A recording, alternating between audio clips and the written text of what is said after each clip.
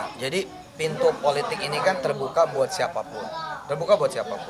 Bukan buat saya saja, tapi buat siapapun.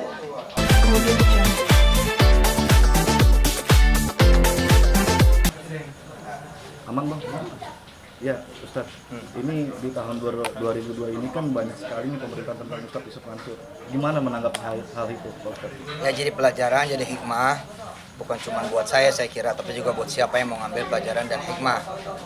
Bahwa semua nanti mengambil kesimpulan masing-masing, ya sudah berdasarkan penglihatannya, pendengarannya, berdasarkan juga informasi yang sampai padanya, berdasarkan ilmu. Karena nggak semua juga memang kenal saya, nggak semua tahu saya.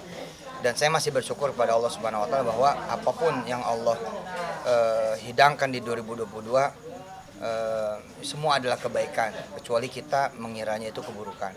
Makanya saya nggak mau mengira itu keburukan, kebaikan saja. Nah, salah satunya kasus yang One Prestasi itu kan ditolak hakim. Berarti Ustadz menang kan? Itu gimana sih Ustadz dan perasaan Ustadz itu setelah mengetahui? Saya memutuskan tidak naikin itu semua di sokmed karena nggak pengen merasa menang.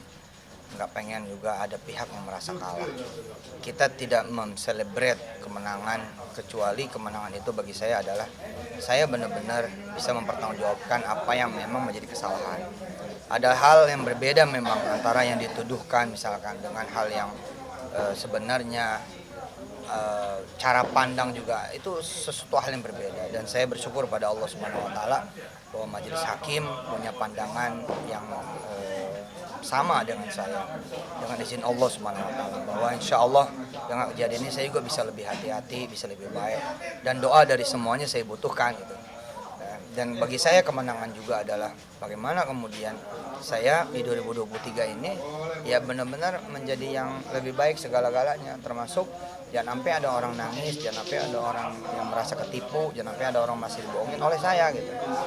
Tapi tetap teman-teman harus membedakan nih gitu loh, antara memang sebuah kerugian atau ada aktor lain, kan juga tidak boleh juga mengeneralisir gitu ya. Karena masing-masing juga punya pandangan yang memang dari mata yang berbeda, pendengaran dari telinga yang berbeda. Sekali lagi ya, mudah-mudahan saya bisa didoain, bukan disumpahin. Nah kabarnya nih, Pak Ustadz katanya ingin nyalek nih, itu benar nggak? Iya, jadi pintu politik ini kan terbuka buat siapapun. Terbuka buat siapapun, bukan buat saya saja, tapi buat siapapun. Sebagai kemudian mahabbah dia, khidmah dia, yakni cinta dia dan kemudian bakti dia kepada bangsa dan negara, bisa lewat pencalekan DPR, bisa lewat kemudian pintu bupati dan wali kota yang terbuka di seluruh Indonesia, bisa juga terbuka lewat pintu gubernur dan wakil gubernur juga di seluruh Indonesia, dan apapun posisi itu, hatta presiden sendiri. Jadi buat saya sih sebenarnya ini adalah satu bidang yang memang menarik untuk bisa mengimplementasikan mimpi yang lebih besar dalam membantu umat, membangun bangsa dan negara. Tentu beda kan, punya power sebagai penyelenggara negara, provinsi dan kota, dengan misalkan seorang yang tidak punya otoritas di sana gitu. Saya ngiri terus terang ngelihat misalkan seorang gubernur bilang, dulu saya naik ke atas bukit, lalu saya bilang, ribuan orang mau saya jadikan anak-anak saya. Nggak bisa dilakukan itu. Tapi begitu dia jadi gubernur, ternyata kewenangan gubernur misalkan bisa menggratiskan sekolah bagi seluruh anak-anak di provinsi dia. Dan itu kan jumlahnya berarti bukan cuma ribuan, tapi bisa ratusan ribu atau bahkan juta jika itu ada di Jawa Timur, Jawa Barat, Jawa Tengah. Ngiri saya sama satu gubernur juga yang baru saja meresmikan masjid. Dan itu bukan masjid pertama yang dia bangun, tapi bermasjid-masjid dia bangun. Ngiri saya dengan kemudian seorang wali kota yang bisa menghadirkan masjid yang begitu megahnya. Ya, walaupun bapaknya memang Masya Allah ya seorang petinggi betul di negeri ini. Tapi kan itu semua adalah jalur kekuasaan yang bila dibawa dengan baik, dia sama dengan jalur harta dan jalur ilmu. Bila kemudian kekuasaan, harta, dan ilmu bersatu untuk kepentingan umat, bangsa, dan negara, kayak apa coba? Dan saya malah mengundang teman-teman semua yang pada jagoan, yang pada baik, yang pada benar, yang pada hebat, lebih baik, lebih apa daripada saya. Ya ayolah. Selama ini kan kita ngeluh melulu, jangan ngeluh lah. Jadi sekalian. Ya. Bismillah. Tapi belum saya umumkan karena masih proses. Tunggu tanggal mainnya. Jadinya apa nih? Nyalek, apa nyapres, apa nyagup. Ya, semua kemungkinan we try. Kita jajah dengan izin Allah pasti. Bismillah nih kalau misalnya terpilih nih Ustaz. Gebrakan apa yang pengen Ustaz bikin? Wah, saya sih udah pengen ke bawah itu masalah ekonomi itu loh. Supaya kemudian nggak ada lah orang-orang yang kelaparan, kesusahan soal sekolah, kesehatan. Saya mah isunya itu. Bener, saya mah nggak bawa isu agama saya mah.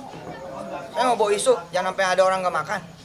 Jangan sampai ada orang punya utang pinjol kagak ketutup. Jangan sampai ada orang punya utang sekolah kagak kebayar. Jangan sampai orang pada nggak bisa bayar listrik, nggak bisa kontrak rumah. Itu isunya. Bagaimana kemudian tangguh, semua bisa bekerja, semua bisa punya akses kepada industri, pada akses pada pekerjaan. Itu, gue udah kayak politikus beneran ya. Belum jadi. Ya gitu niatnya. Karena saya merasa dengan insya Allah saya udah selesai. Rumah udah ada, mobil udah ada, rumah kayak apa aja udah ada, mobil kayak apa aja udah ada. Insya Allah apalagi? Ya udah anak udah pada gede juga ya. Besok nih 2023 ini anak udah nyantren semua. Udah balik pada pesantrennya Aisyah yang paling kecil sekarang besok udah nyantren. Kawida udah ke Inggris lagi. Nah saya tinggal berdua sama istri. Ya udah gue turun aja dah. Kantong-kantong suara. Ada berapa partai nih yang? Iya. Ya oke, we can choose. Kita bisa memilih. Tapi kita akan memilih yang memang partai yang secara visi misi itu ada ekonominya. Saya passionnya ke situ. Passionnya gitu, sama pendidikan, kemudian kesehatan. Bismillah. Doanya. Resolusi 22 ke 2023 ke Menyelesaikan persoalan yang masih terjajar dan menuntaskan impian demi impian. Banyak. Di IPO salah satu diantaranya belum kejadian kan. Di 2020 udah diumumkan, 2021, 2022 belum terjadi juga. Sip, insya Allah di 2023 kali gitu. Masih proses kan. 2023 harapan apa nih Pak Ustaz yang akan Harapan saya rumah tahfiz akan tumbuh, mulai turun ke dusun, bukan ke desa. Desa sudah nih, turun ke dusun. Kemudian cabang-cabang pesantren tangguh semuanya, bekerja sama dengan seluruh pesantren yang ada, dan saya selaku majelis masyayikh bersama 8 anggota yang lain, mudah-mudahan bisa punya kekuatan oleh Allah, dari Allah untuk membina, membangun, mengembangkan 40.000 pesantren kurang lebih saat ini di tanah air. Itu ada di pundak saya bersama 8 anggota majelis masyayikh yang lain. Nah, itu yang kita akan selesaikan. Mudah-mudahan Allah izinkan dan dapat doa dari teman-teman se-Indonesia. Amin. Oke. Terima kasih Pak Ustaz. Audio Jungle.